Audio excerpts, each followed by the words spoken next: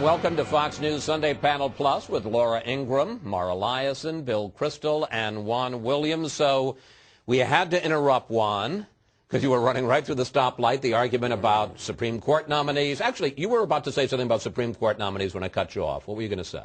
No, let's talk about this standard of empathy and understanding. Well, see, I think that what Laura wants to make a big deal out of the fact that the president says that a Supreme Court justice should have some empathy. Empathy for the And unborn? the suggestion is here, oh, no, you should simply be a strict constitutionalist, constructionist, and you should simply obey precedent. Well, if that's the case, the law would never change. We'd still have slavery in the country. Well, first of all, and women would still not have the vote. I mean, empathy for what? Empathy, the idea that the Constitution has to be applied, that every point in the Constitution does not speak to our circumstance of the moment in modern America. That's why we have a legislature. Now, Ms. Ingraham. Well, that's why we have a legislature. I mean, the elected representatives are there to represent the will of the people, and sometimes it's through empathy, sometimes it's other things. But the idea that empathy can be a governing principle for any type of consistent jurisprudence makes no sense. Empathy for landowners along the border, empathy for religious groups that feel like they've been unfairly discriminated against, empathy for the unborn, empathy for Catholic doctors who don't want to perform abortions. Is that going to be part of the empathy standard? Empathy is simply 5%, he said. 95% is looking at the law and applying the law appropriately. But you see what the Republicans are doing. Isn't it squishy? Isn't it awfully squishy if you say empathy? I think part of what Mara's saying is if you say no, that's empathy, not Mara. I mean, Laura, that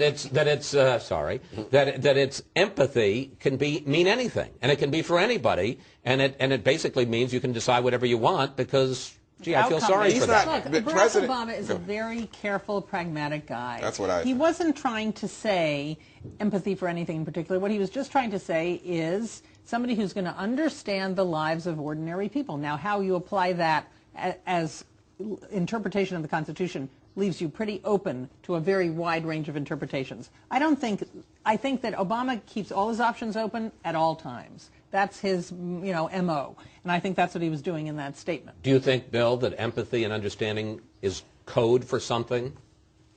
Yeah, I think it probably suggests he'll try to pick a nominee who's got an attractive personal story, came up from poverty, or wasn't simply a kind of law professor all his or her life, or a corporate lawyer.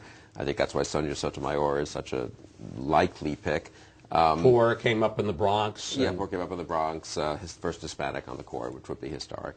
I think hard for Republican senators who are trying to reach out to the Hispanics in a bit of a bind, and has the conventional qualifications, and they'll be able to say appointed by the first President Bush. Now, that was in fact a deal, as I recall, to get Mike Ludig on the court, one of those complicated negotiations with the then Democratic Senate. Nonetheless, it's a pretty good talking point to have.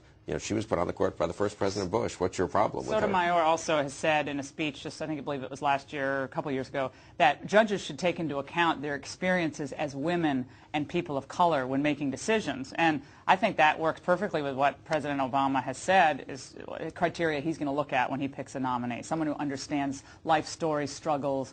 Before he said what it's like to be a gay person, what it's like to be a poor person. So that kind of, I just think her whole life story, everything she said, I'd say if there's anyone as a leading candidate, on paper it would probably be her. It's just worthwhile here to take a second to remember back that when Justice Souter was put on the court, that John Sununu, then the White House Chief of Staff, said this is a home run for conservatives. Home run for conservatives. So in terms of all of this plotting and planning by political minds such as the people. Not an apt analogy. You know what? You Souter had no track record like she does. Hey, Souter had a very clear track record up in New Hampshire. I remember Sununu saying to me personally. Souter was a question mark on as far as conservative I was in that White House. Yeah, Souter was a huge backer of Souter. He assured conservatives all around Washington of something he did not know and that was not true, which is that Souter was a strong Souter had no track record as a constitutionalist. That's why my boss, Let me just ask you, because somebody mentioned that, well, maybe it could be like Souter or like Eisenhower with Earl Warren. In this day and age, with the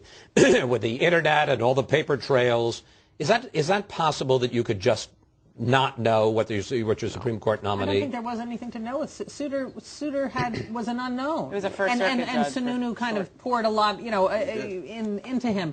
I don't think that Obama is going to pick someone with such a blank slate. I think you're going to pick someone that you're going to have a fairly good idea of where they come down on these points. Final 30 seconds is inside story. After Souter turned out to be who Souter turned out to be, was there a lot of blowback to John Sununu? Oh.